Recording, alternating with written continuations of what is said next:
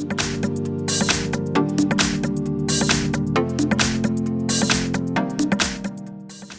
everyone, here we've got REALME C3 and let me share with you how to turn off running apps on this device. So actually all we have to do is simply open the recents, and you can do it using two different ways. Obviously it depends if you've got the gesture set or if you've got the navigation bar just like me. I'm not really sure if you can see it, but I've got here three different buttons. So if you've got the gestures, all you have to do is simply swipe your finger up very gently and hold it somewhere here and the recents should appear.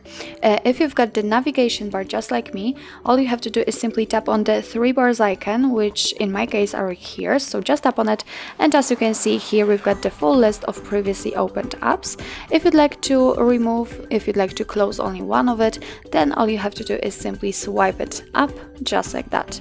But obviously you can close all of them just by tapping on close all. As you can see, we just got back to our home page. Let's enter the recents again, and here we've got no recent task, so it means that we just successfully closed all running apps.